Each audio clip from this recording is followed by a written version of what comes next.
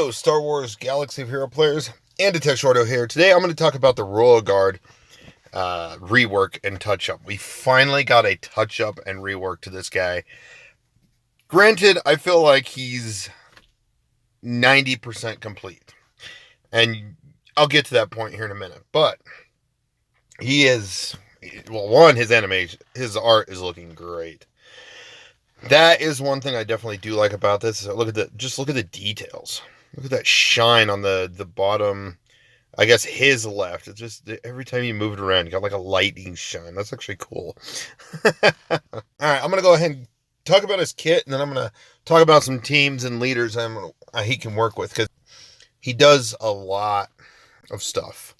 I feel like could be some other tweaks just to make him better, just because a lot of players still kind of some players stopped when they were like brand new and still have them early game, but I'll talk about it in a minute. Okay, so gonna go over.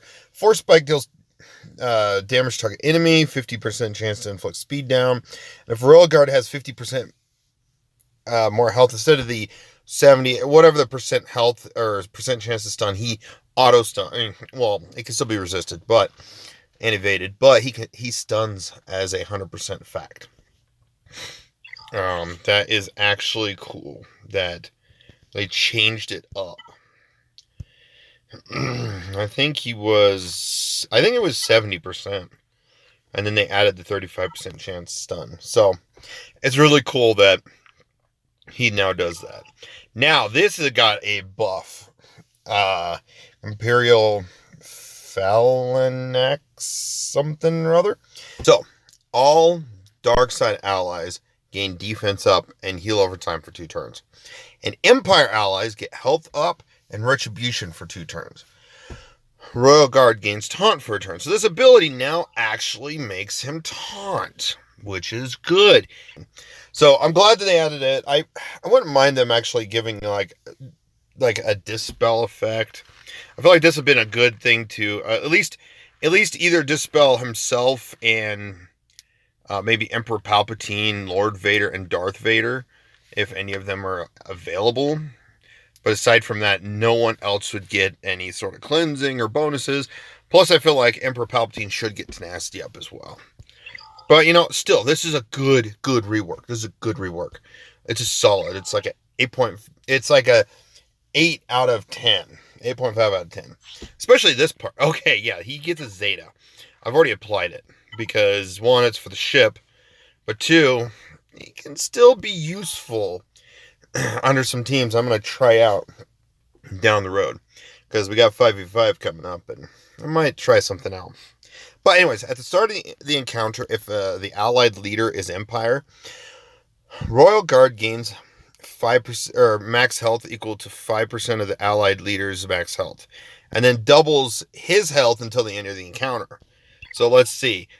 This is not counting a certain character's 2 characters' leaderships.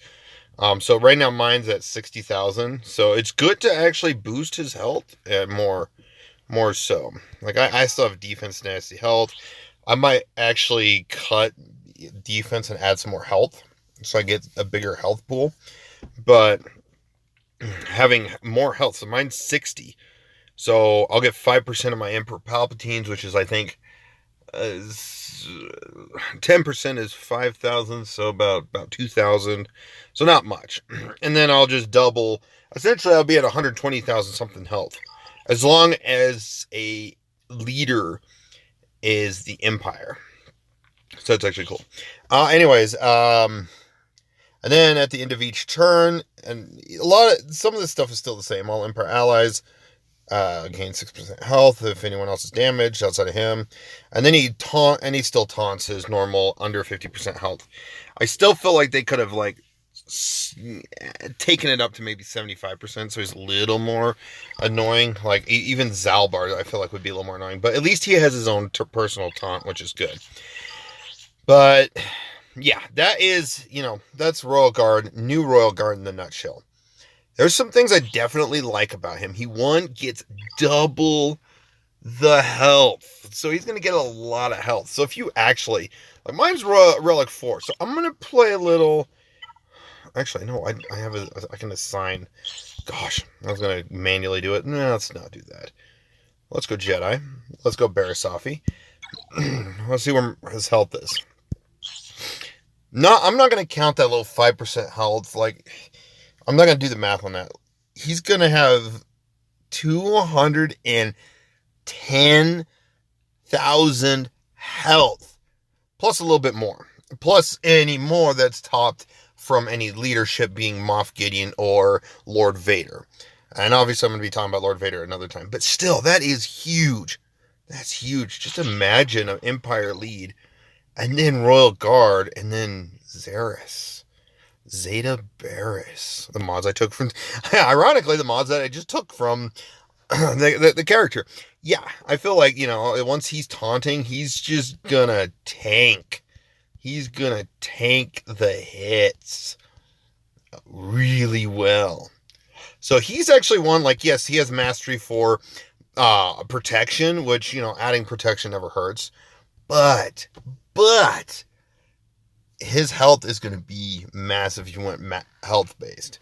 However, like I said, I'm going to be talking about Lord Vader's kit in another video and some team comps with him.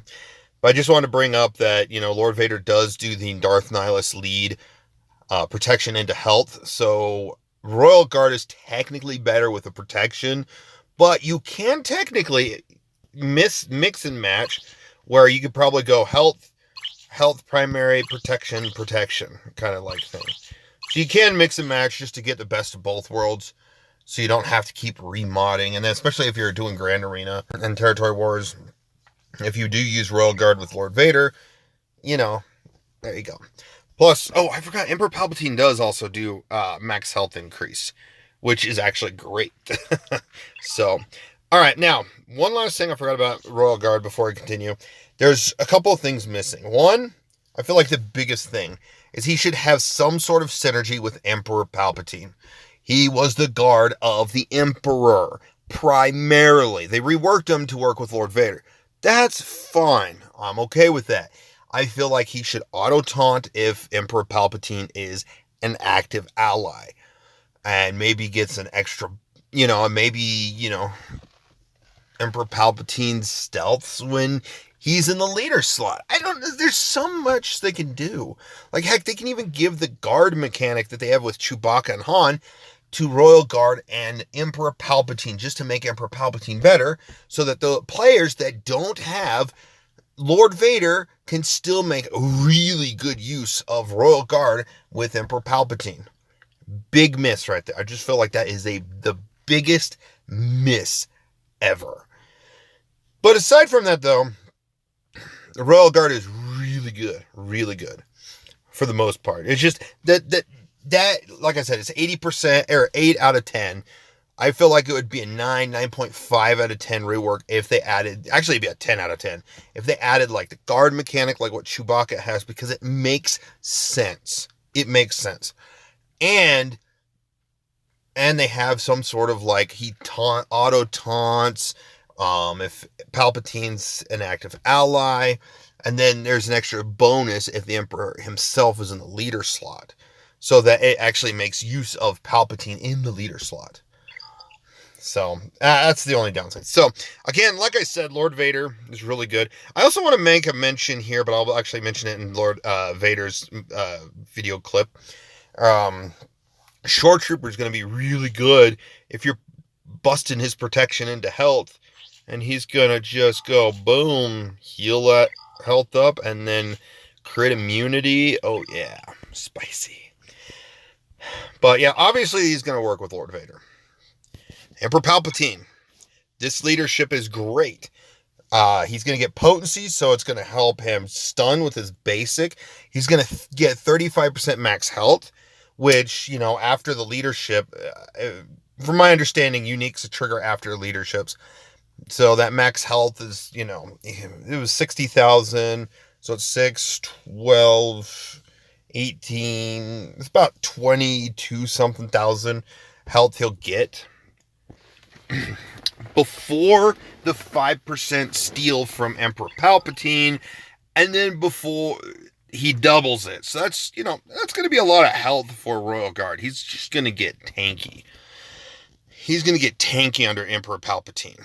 And if he's, stunning a lot with his basic, especially since he grants retribution up and he's countering these guys with, his basic, he's going to gain some turn meter and he's going to keep going. And yeah, he's going to help stun the field. So Royal Guard, I still feel like if you do have Emperor Palpatine and you don't have Lord Vader, Royal Guard is great with Emperor Palpatine, especially with this rework.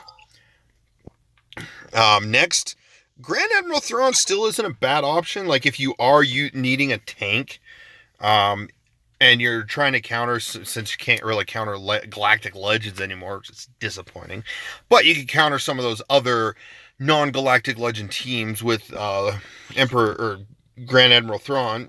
You're still getting more protection, which still doesn't hurt a Royal Guard at all. You're getting offense, that doesn't matter, as well as you're getting recovering. Whenever Empire gains or loses a status effect, they recover 2% protection. So he's going to have some sort of recovery since he has a lot of buffs that are happening, and then they'll be redispelled because people are going to try to enemies are going to try to dispel them. So he's going to have some recovery there, which is good.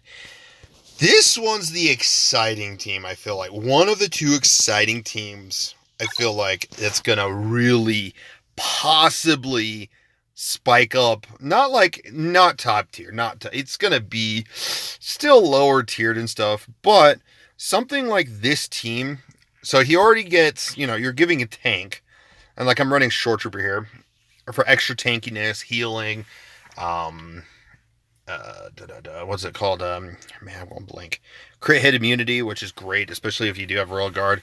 But and the thing is like Gar Saxon's a tank. So if you build him tanky enough, he's gonna, like maybe a crit damage health set with a little bit of extra health on some primaries, but damage and stuff, so we can counter. And he's giving some more health to Royal Guard. That's still gonna be huge.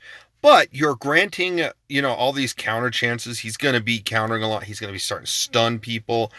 Gar Saxon, but the thing with Gar Saxon is he assists a lot, and Imperial Super Commando is one that you can actually get assisting quite a bit, or countering. He already has his own personal counter chance in his unique. But what's also nice is you got Dark Trooper that's going to hit hard if you mod him right. But Royal Guard brings retribution, which is, as long as the enemy can be countered, that's 100% counter chance. So just imagine all these countering attacks going. Gar Saxon might have a little bit better viability. Probably a backwall Grand Arena team, but still, someone could trip up on it because you got a lot of healing with Short Trooper and a little bit of healing with Royal Guard. You got Retribution, which that never hurts, especially with Gar Saxon's leadership Zeta. He's gonna heal. Granted, it should still recover protection, but I digress. So there's a lot that can come out with this kit. Now, that's one good team. Here's another setup. These three plus Wampa and Zeta Barris could be a spicy mix. And if you don't want to use Short Trooper, because it's just like without the Zeta, it's max health, max protection, leadership. You also got the Demoralize, thanks to, as long as you're not fighting Galactic Legends, now, thanks to the nerf, you're going to weaken the enemy team, so you could technically build an Imperial, you could build a backwall Imperial, let's see, Empire, let's go back to Short Trooper. Technically, you could do this, and have a tanky team. You got 3 characters that are going to be taunting constantly. And technically, you don't have to run him. You can actually run this combo. Or, if you want, you just run... There's no real faction tag to throw this guy in. If you have a really good modded Wampa, like I do, like I have him Tenacity, but you're giving him more health, yeah, he's gonna be your damage dealer while everyone else is like tanking and controlling the situation, Moff Gideon's spreading armor shred, yeah, that kind of stuff. There's a lot that could be said and done with the Moff Gideon lead, because it's another leadership that boosts health in a leadership. Yeah, it's okay. I'm going to talk about the few that I don't see working as much. Piet, no, I didn't want to. Actually, I just wanted to do this. Piet does bring tenacity down on the enemy, so Royal Guard with Retribution is going to stun some more. So that's okay on that. But with both Moff Gideon and Admiral Piet, you want to keep them with the Imperial Trooper team. They're better set up there. Krennic. Now, this one you actually have to have another one. I'm going to hurry up through this. This guy here, just because anytime someone critically hits, they get ability blocked. So any enemy that's being critically hit will be ability blocked. Plus, if you actually have his Zeta, which I did slap the Zeta on, he is going to... Oh, I already had it on. Yeah. Imperial allies recover 10% protection when they score a critical hit. So, if you have Retribution up,